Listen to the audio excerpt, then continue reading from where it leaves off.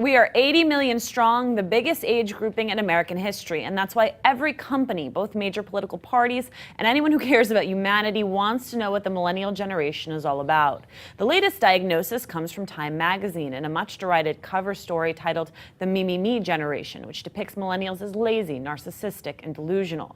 Joe Kessler and his colleagues at the intelligence group spend all day and night studying young consumers, and he joins us now to discuss. I saw a huge backlash to this piece, particularly from millennials, granted, and I'm curious whether or not you felt it was in fact accurate.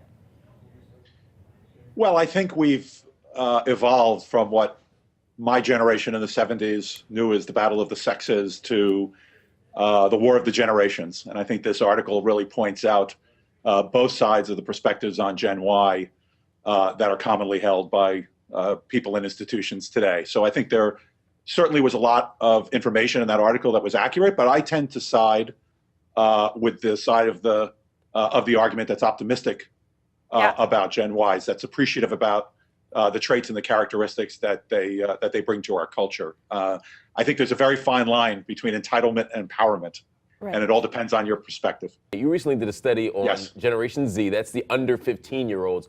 What did you find about them?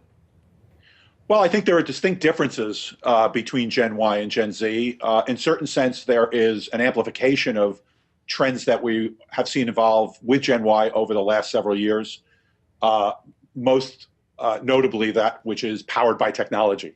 And really, these Gen Zs are the first generation that are true digital natives. So much of the article in Time and so much of the discussion about Gen Y relates to their ability to master technology, but Gen Zs are really the first generation that are born into a world where they have technology at their fingertips. It seems to me that part of our threat comes in our sheer size.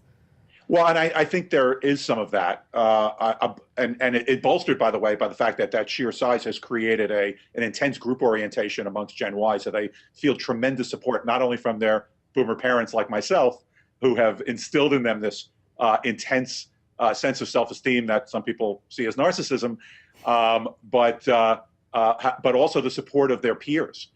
This is a generation of people who have grown up trusting their peers to recommend everything that they do in their lives, from what they eat to what movie they see, to where they go to school and where they travel, as opposed to older generations where we sought out experts to provide us with those recommendations. So they've got the support of their peer group too. They've grown up in group settings that have afforded them that feeling of safety in numbers. And it's no accident, by the way, that social media has become the social phenomenon that it has, while Gen Y has come of age. They're very accustomed to being able to communicate with each other, and that's why I think Facebook and Twitter and other social platforms have emerged the way they have during this generation. As far as the threat is concerned, I'm a boomer. I don't know too many boomers who feel threatened by their Gen Y children.